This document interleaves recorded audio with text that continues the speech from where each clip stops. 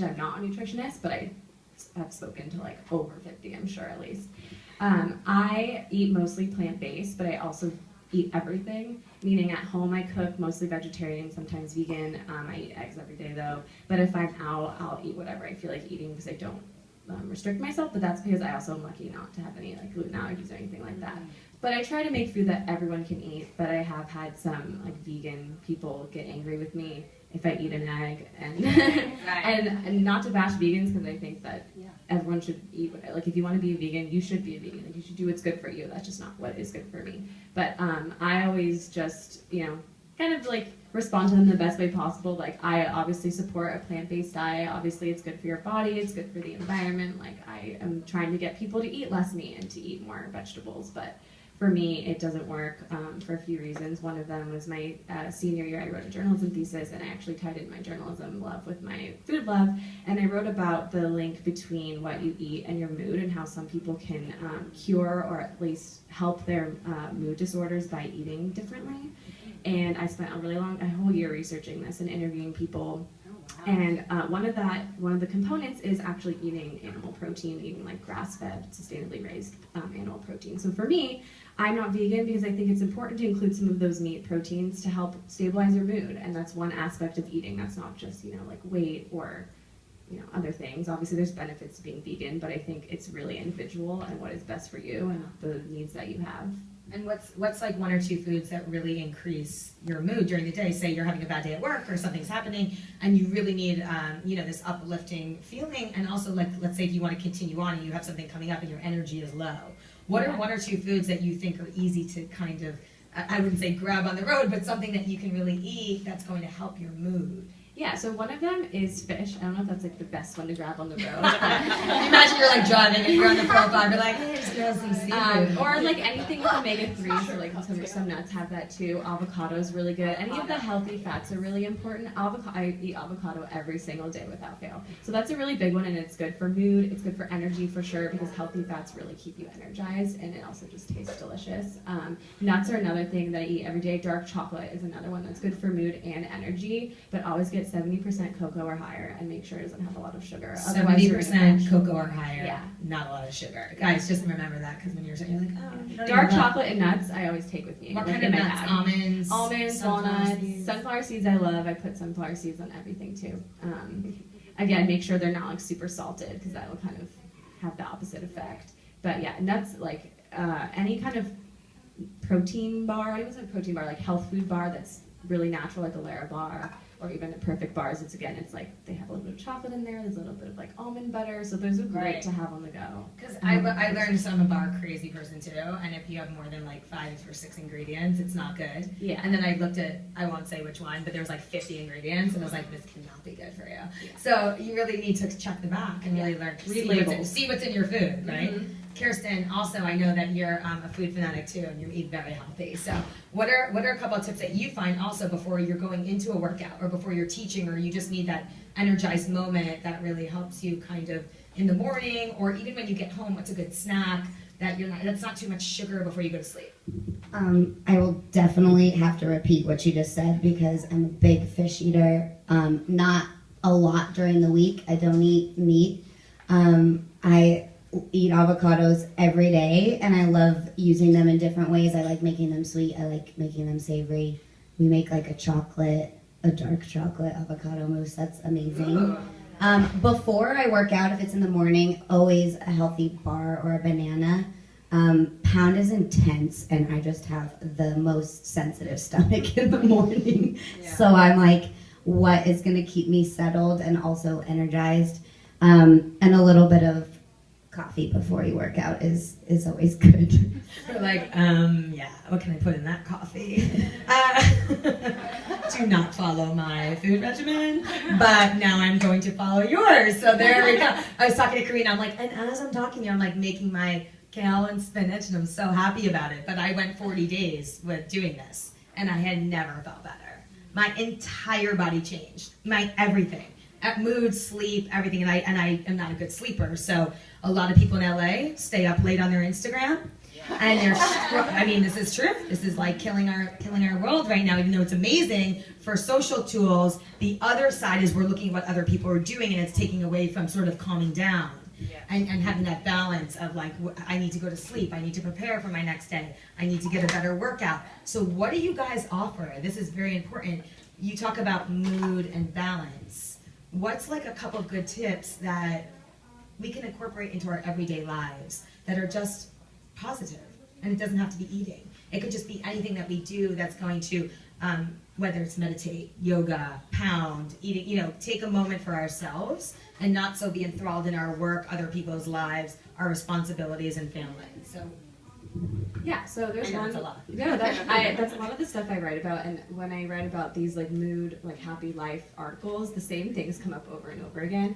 And one of them that always comes up is writing down what you're grateful for. And it's super easy. It can take like 5 minutes. You don't even have to write it down. You can just tell yourself 3 things that you're grateful for, whether it's in your life overall or just something that happened today. Like, I'm really grateful today that I didn't get in a car accident, or I'm really grateful today that I took a couple minutes to make a healthy breakfast for myself.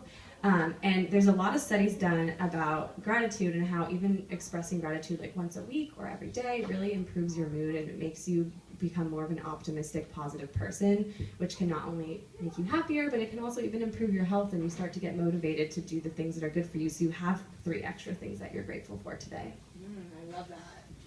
Yeah, that's amazing. Does anybody do that already? Does anybody write down what they're grateful for? Yeah, or you do it once in a while, and then you don't. See, I think the other thing I want to talk about, and Kirsten, maybe you can touch on this too, is consistency. Because a lot of times we start something and we don't finish it. I'm super guilty, but my friend bought me a little wishing well for my birthday. It's so cool. You write down what you're grateful for, you put it in the thing. I mean, ask me how many times I've done that. I know. Once. It's horrible. But I want every day I look at the paper and I don't write it down. So it's like I'm admitting this, like why? I know it in my head, but write these things down. Like, take this moment for yourself where you really are doing something that's going to make you feel that way. And I'll tell you one quick thing my yoga teacher told me. It's so funny. This guy was opening up the door for somebody at Starbucks, and he held it open. The guy didn't say thank you. The guy just walked in. He didn't say thank you. This drives me nuts. And it was funny. And then his friend goes, well, no one asked you to fucking keep the door open.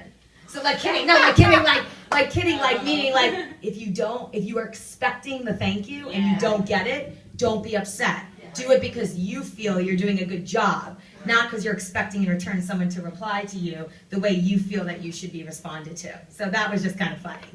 Anyway, you took it the wrong way. The guy didn't say that. His friend was like, no one told you to keep the door open. You don't have to do that. And the guy's like, no, I want to. So you can't expect people to do what you want to do. So just be grateful for your own shit, Thank you. Go on. What was the question again?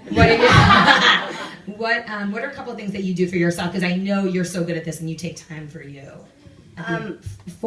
First of all, I'm huge into writing things down. And I've been on this long journey of trying to figure out what works for me on a daily basis and being efficient and balancing things out. So Alexis knows that she works with me. I'll pretty much adjust what I do on a weekly basis, but I think writing things down and holding yourself accountable, whether it's what you're grateful for or what you need to accomplish, it just feels good to check. I know there's psychological research done on actually being able to check things off a list. So I'm big into that. I also do not succeed at this on a daily basis, but I live my life trying to do good on a daily basis and to be kind. And I think that even if you miss a few days, if on a daily basis you try and make that checkbox, what did I do, without any expectation to be kind to somebody. It might be opening a door, it might be helping somebody pick out an outfit, it might be sitting and giving somebody your time. Give to people on a daily basis without any expectation, and usually people get inspired by that and want to help other people. It's a chain reaction. So we talk a lot about that at Pound and in our office, and some days we're super great at it and some days we get caught up in our own shit. But I think if you kind of wake up with that mission, you're gonna hopefully make the day in the world a better place. I love that. And I think if everyone could just have a takeaway, really, because everything is connected in your mind and body, when you do something good and you walk into a room and you start to work out, even when we come into Pound and you had a good day or you did something that made you feel good, you're going to have a better workout. You're going to make a better meal. You're going to have better conversations with people. You're going to be uplifted. And it really is changing your entire mindset. And it's so wonderful to have you to sort of inspire that and kind of help us. And I guarantee everybody has their own way of doing things. Does anybody in the audience have any questions for the girls? Something where you don't have to be vulnerable, but just something that you've thought about lately that you just want to get out there, or something to help you create a better pattern, whether that be food, working out, lifestyle, or anything. Does anyone have any questions for them? Please ask away. I know you're tired. Yes, what's your name? Nina. Hi, Nina. Hi, thank you for having this. I have a question about your business journey, like how you got published and how you started your own company. Yeah, so I started my blog in college, as I said before, and I was living in New York at the time, but I wanted to move back to LA. I'm from LA originally, I just wanted to come back. So I knew I was leaving a lot of the journalism jobs behind in New York, and I started working at a health and wellness PR agency while I was here, and then I was blogging on the side, and then I started freelance writing on the side. So I was juggling that for about 2 years, and so the first cookbook I wrote is a spiralizer book. I don't know if you guys are familiar with like zucchini noodles and sweet potato noodles and stuff. So I discovered spiralizing I think about 4 years ago, when it was not really a thing as much as it is now. Like, most people didn't know about it. I had never heard about it. And I started doing it a lot because I just really, really loved it. I love pasta, but eating pasta all the time is obviously not the healthiest. And this felt to me like eating pasta, so it was amazing.